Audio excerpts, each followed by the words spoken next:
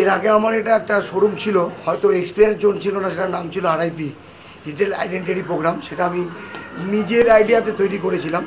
তো কোম্পানি আজকে আমার ওই আইডিয়াটাকে চেঞ্জ করে দিয়ে আরও উন্নত করলো। ওনাদের আইডিয়াকে আরও সুন্দরভাবে কাজে লাগিয়ে আজকে যে এই নতুন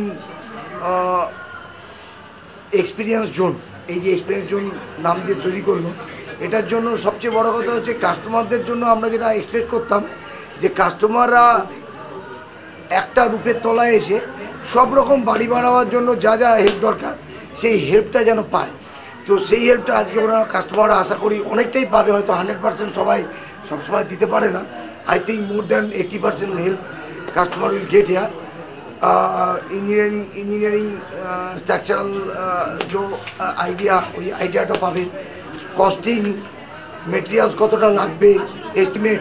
তো এই যে বিরাট ব্যাপারটা, এটা কাস্টমারদের কাছে খুব হেল্পফুল হবে আগামী দিনে। এবং আগামী দিনে কাস্টমারকে অনেক জায়গায় দৌড়ে বেড়াতে হবে না।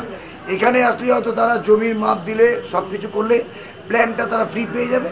খালি প্ল্যানটা স্যাংশন করতে তাদের যা একটু দৌড়ঝাঁপ করতে হবে বা খানিকটা বেয়ার করতে হবে পয়সা, এছাড়া বাকিটাই এখান থেকে পাবে। এছাড়া টাটা টিসকন কাস্টমাররা ব্যবহার করে আজকে নিজেরাই বুঝতে পারছেন যে টাটা টিসকন কতটাই এফেক্টিভ এবং বাড়ির জন্য কতটাই দরকার।